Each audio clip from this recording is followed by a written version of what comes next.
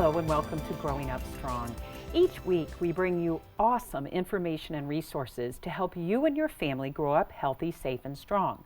Tonight we're talking about early intervention.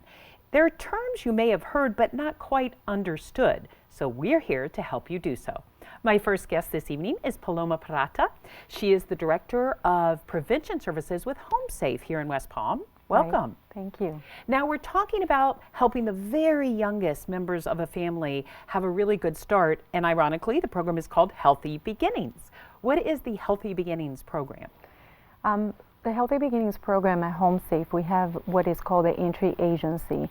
We are kind of the entry point for families with children 0 to 5. So we kind of screen and assess the families, the babies, and then we refer them into services into the Healthy Beginnings program so they can actually grow up healthy and get all the services that they need.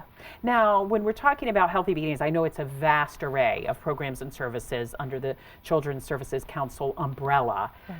You're starting at the very beginning, and when we say beginning, we mean a newborn, literally a few hours old? Right. We do. We actually do complete screenings with moms in the hospitals. It's called the infant risk screen. In the hospital, we ask them risk questions for risk factors, and it's with every mom that delivered the day of or the day before in the 9 maternity hospitals in Palm Beach County. So when you're asking these, or you're not, but I know your screeners are, these risk questions, can you give us an example? So people at home are probably thinking, what's a risk question? Right, absolutely. We ask moms if they are married or not, so that we know how much social support they actually have. We ask questions about if they're applying for health insurance, they need any help with that. We look at, of course, if the baby is sent to the neonatal intensive care unit so that we can make sure that they have all the pediatrician care afterwards. So we ask them questions along the rounds to make sure that they do have social support and then they have all the services that they need in place. Now, when your screeners go in, is there any kind of introduction? Because moms, I know when they just have a baby, first of all, just having a baby, period, with nothing else going on is, shocking and new and exciting. Are they kind of hesitant to answer some of the questions? How do you get through that? Well, the infant risk screen is actually really attached to the birth certificate. Okay. So when we walk into the room, we kind of say this is a screen that has to be completed with the birth certificate. And these are some questions that's going to help us identify if there may be some services in the county that we can help your family with. So they really usually think that it's part of the birth certificate and they're willing to give us the answers. When they're not, they ask for more of an explanation of why we're asking them the questions about risk factors. And I'm glad you brought that up. Why are you asking them the questions? Like, are these questions very specific and very researched to direct you in the right way for those support services? Yes. The infant risk screen is really a screen that in the state of Florida they ask, and it is based on research. Some of these questions have demonstrated that the risk factors are present and connected to some of, later on, maybe some child abuse and neglect, some developmental concerns. So it is research-based. The developmental concerns. So say a baby's 2 days old. You ask certain questions and that can truly give an expert like yourself and your office tips that this may be a baby that needs to be, say, referred to Easter seals or one of the programs out there? Right. With the babies, the question about social support, it kind of tells us if that mother has a lot of information on developmental or if she does have family members or friends who are going to give them some developmental education. So that gives us the tip that this may be a family that we can be in the home teaching them about developmental stages, developmental activities to be doing with the child before they actually reach that stage. Wow. So during that course, we can then later on, the first ages and stages screen actually is at 2 months. But for the first 2 months, we can teach them some developmental stages activities that they can be doing.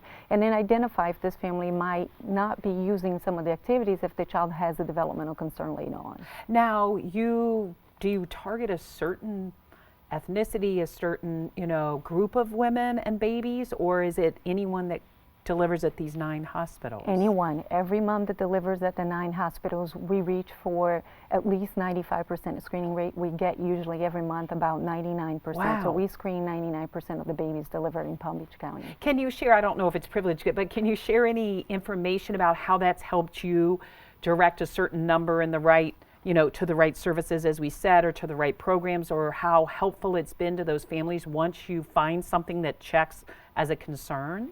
What we say to the moms is there are services in place. It doesn't mean that you have to take the services, but it's going to give you all of the options of looking at some of the developmental concerns ahead of time, so that if anything comes out, then we can immediately screen, assess the child, and get the services so that they can actually catch up to the developmental level that they should be into it. And I know our next guest in a minute are going to talk more about this, but catching up is really the key phrase you use there, because all the research shows early intervention, as we said, can not only help the family, the child, but the community in general, because cost savings, right? Absolutely. Is that kind of where all this comes from as well? Absolutely. In the hospitals, even if a mom does not have risk factors, we always say to them, one of the ways that you can help the community is by completing this, because then we can actually target it more as zip codes at certain hospitals and see where we should be putting the services into it. So even mom that does not have risk factors, we ask them to complete the screening so that we can actually have the data to look at and make sure that we are serving the right population. Now, I know this is done at hospitals, you mentioned. Are there other places that you do the universal screenings? Right, we do. We actually receive referrals from child care centers, so we do complete screenings in the child care centers. We do have outreach agencies and workers out in the community. They go to events, they go to different scenarios like libraries, and they do screen children in different places. Oh, really? Yes. So it's not just newborn. I know you said ages to stages. Talk about that a little bit. It is from 0 to 5, so it starts at 2 months all the way to 5 years old. We can complete the screen. It goes in like 5 domains, like gross motor, fine motor, language, cognitive. So we're screening them for all of this. All along, pardon me, all along the time. Right. Okay. Any time a parent actually in Palm Beach County has a concern, they can also contact us. Oh, and really? We go out and so complete any the screen. parent? Any parent can Oh, actually that's good to know. If they have any concern for developmental delay or for social emotional behavioral issues, they can contact us and we can go out and screen the child. And once you screen, let's start from where we started, the hospital. Yes. What kind of follow-up is there? You said it's up to the mom, obviously, if she wants to do the program. Right. But you all kind of check, and then if she does sign up for a program, is there follow-up all along that 0 to 5? Yeah, we have what we call warm handoff. So we're the warm handoff. Yeah, the okay. warm handoff. I like that name. Yes. The entry agency has to do a warm handoff to the service that we've determined that the family needs to receive. So once we've actually referred and the service has accepted, we make sure that the whole service is actually started. Okay. And then but at that point, that program director, that organization is in charge of the child. Right. Okay. And they have certain programs where they have completion of different assessments, and they put in plays, and I think David is going to talk a little bit later exactly, about. Exactly. So in your opinion, Director of Prevention Services, are you preventing things? Are you having, I know you're not really, a tracker, as you said, but it's just your personal opinion of watching this program grow and watching it work. What is your personal opinion about that? We are preventing. One, by educating people on the importance of paying attention to developmental stages and making sure that the children in Palm Beach County are developing right. We are assessing the children for the services that they need. So we do get them the services, and then they actually catch up to the developmental level. You've seen them catch up. Yes. So I do believe that we are preventing and that we are helping a lot of the families in Palm Beach County. And one of the things I just want to reiterate before we take a break is any family, because sometimes I think all of us stereotype that services like this are only for a certain population, a certain ethnicity, a certain zip code, as you said. Right. So you're telling me I'm a mom or grandparent, I got lots of grandparents out there watching, and they say, oh, my 2-month, I'm not sure my 2-month-old grandson had this. They can ring the number we're going to put on the screen. Absolutely. And they can say, I saw this lady, Paloma, yes, and I'd like my grandson, grandchild to be screened. Absolutely. Really? Yes. And it could be a neighbor. They could hear from a neighbor and say, call this number. We can screen and assess any child from 0 to 5 in Palm Beach County. So by 5, you have seen success. Yes. That is such good news. Thank you, Paloma, for sharing good news. Thank you for joining us. I just love good news, don't you? And you can take part in those screenings, as Paloma so eloquently said. Just call the number on your screen if you think your grandchild, your niece, your nephew, perhaps your neighbor needs some screening. It is yours for the taking. We're going to take a short break, and then we're going to get more details on the Healthy Beginnings program, so stay with us. When Mommy was pregnant with my baby brother, she cried a lot. It's not that she didn't love us. I know she loves us. She just needed help. And she got it. That's why Children's Services Council invests in programs that help women when they're pregnant and after their baby is born, because children who are born healthy are more likely to do better in school and in life. So kids like me grow up healthy, safe, and strong. We continue our discussion now on early intervention with two more guests who have some really great information. Stay there because you're going to want to see this. Welcome, David Tack. He is the Director of Healthy Steps for Young Children. And Dr. Shannon Fox, who's a pediatrician whose office is directly related to everything we've been talking about. So David, to kind of set it up, Paloma in the first segment talked about the screenings. You're kind of the next step. You're really involved with screenings in the pediatrician's offices. That's correct. I'm the director of the Healthy Steps for Young Children program. And what we've done through the Healthy Steps for Young Children program is bring a developmental specialist right into the pediatrician's office. Okay, they are there during the well baby visits. We follow the children for the first 3 years of life. Wow. And we do developmental screens. We are there for the families when the doctors take care of the well baby screens, information and things that they need to do. We are there to help support the families, to give them guidance with regard to developmental issues, to answer their questions, and to really be a good support for them. And this is something, when I say new, brand new, just started October 1st, I believe you said. Brand new and you're program. in how many right now? We're currently in 3 pediatricians' offices throughout Palm Beach County. All around Palm Beach County. So Dr. Fox, why do you think something like this is important to have in your office every day when you're doing checkups and things? Well, it's a great help to us actually to make sure that we're not missing anybody who may need further attention for their development. It's hard to squeeze everything into a 15-minute exam, that we have that time to do all of our healthy checkups from 0 to 3.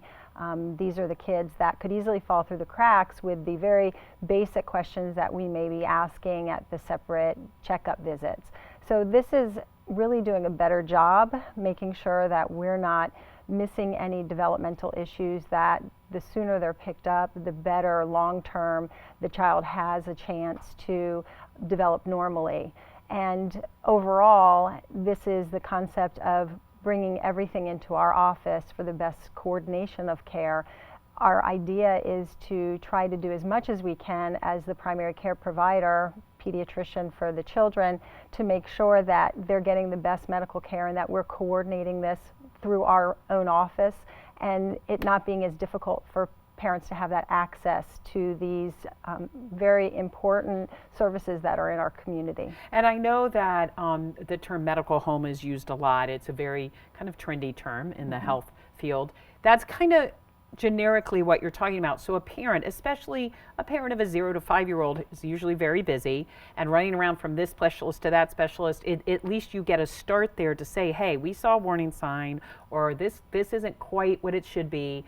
You know, let's watch this. Is that how it works? Exactly. We see the child for the checkup, and during the checkup we would be going through, again, some very basic points of milestones for their development.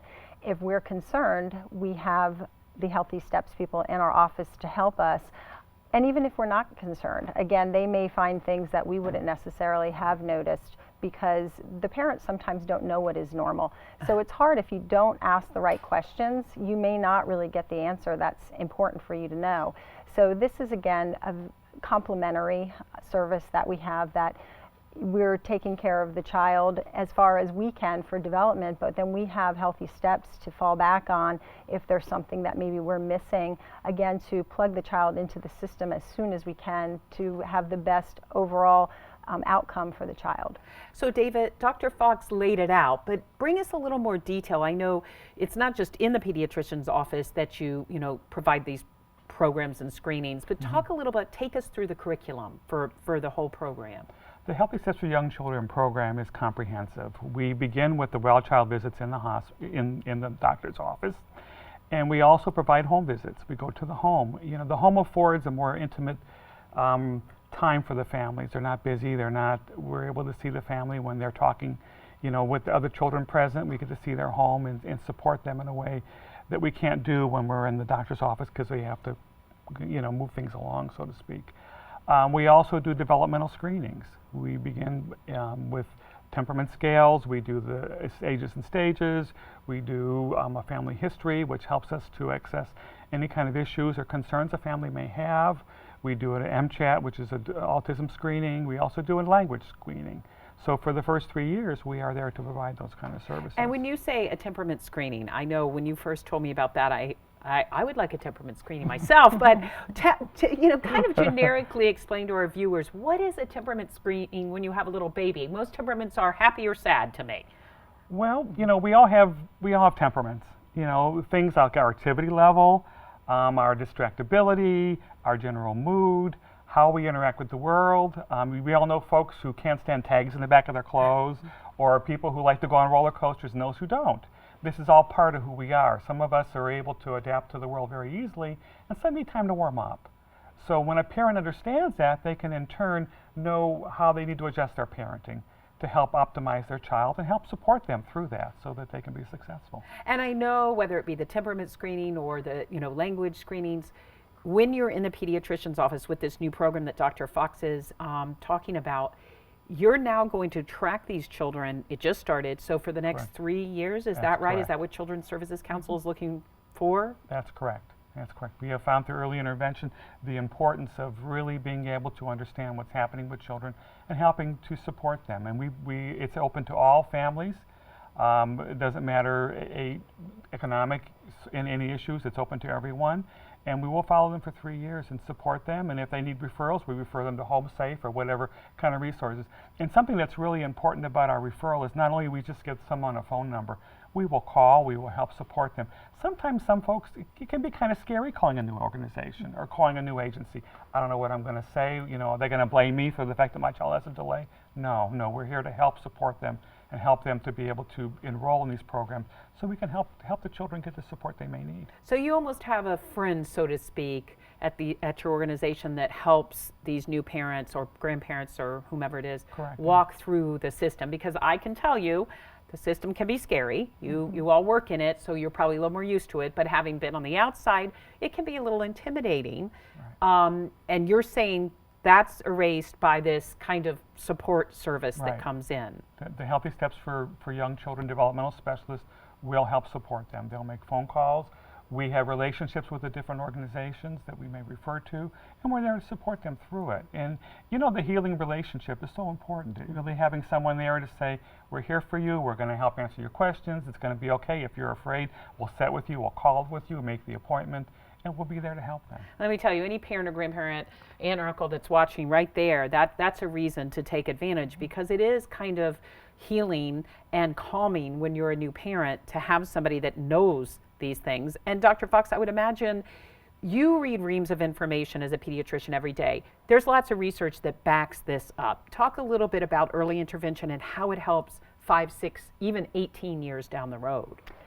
The biggest problem, or the biggest way it probably helps, is that when the children are this young, babies, infants, brand new brains, their brains are very moldable still at that point. So, just like it's hard for us to learn a new language at this age, but when the kids are a year old, 2 years old, it's amazing how they can learn 2 different languages and be able to speak both languages forever. So it's that same kind of concept, that the earlier you start with a developmental delay, the better chance that your child will be as close to normal as possible one day as they get older. The biggest research that has come from that is really the autism research. The earlier we pick up the autistic children, the better chance they have of being more mainstreamed as they go into elementary school, middle school, high school, and successful adults one day, basically. And so as a practice, we've been screening for that at 18 months and 2 years for quite some time now because of that research. So it's very important, to be able to notice these problems as soon as you can at these early ages, when again that brain is, like clay. I know, we did a show last week on that, or last month I should say, and I was absolutely amazed by how much brain development, even from 0 to 2 years old, is done, and how these supports and just knowing what to do, just that knowledge, as you said, David.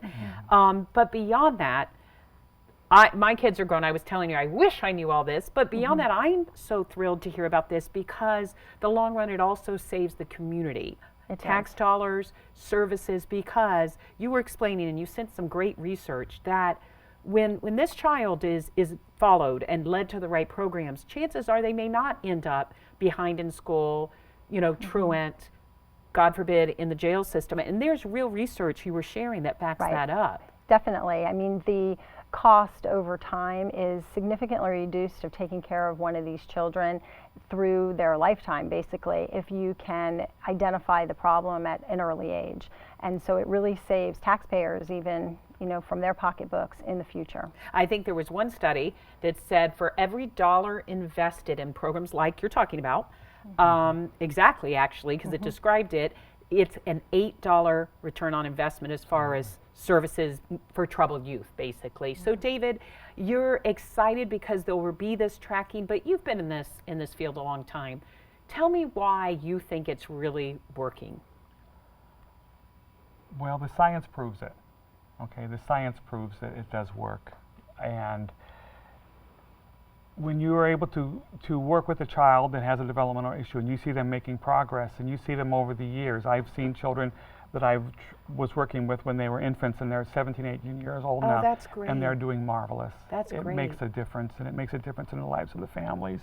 And it really helps them to be able to navigate life. And everyone should want to do that.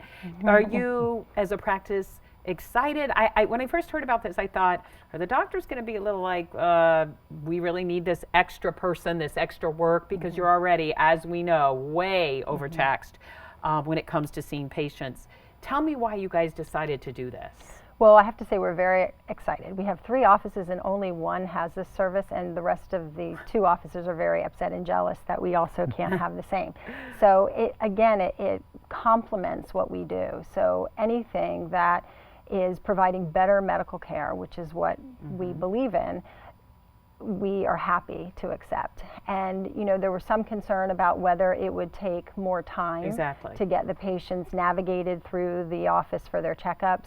And so far, so good. Again, brand new program, so the kinks have been, really yet to be worked out, but I'm sure they will be. And again, hopefully we'll identify children earlier now and be able to have easy access to the system versus, without having them in our office, it is probably more difficult for parents to navigate the system themselves when we refer them to early steps. So this is, again, we're jealous. The other 2 offices, we wish that we could have them in all 3 because it's going to only, add that benefit for our patients, which is the most important thing. And for you all, like you said, you're not searching the internet for the information. The provider is right there saying, I got this. And David, we should mention it is in pediatrician's office, but I want to reiterate what Paloma said. There's hospital screenings. You said there's other avenues for people to get this information, and not just the universal screenings, but as you said, the temperament screening, the language screening. You have information, I know, at ARC that we can share, right? Absolutely. And we'll put that on the screen. Absolutely. And so no matter what, these services are available. That's correct. They're open to any individuals that come to the pediatrician's offices, and they can call me. I'll be happy to give them information also. Okay. Thank you both for joining us. Great, great information. Thank you. Here's those numbers that we've been giving to you tonight to get you the help that you or your child might need. Thank you for joining us. We'll see you again next time for Growing Up Strong.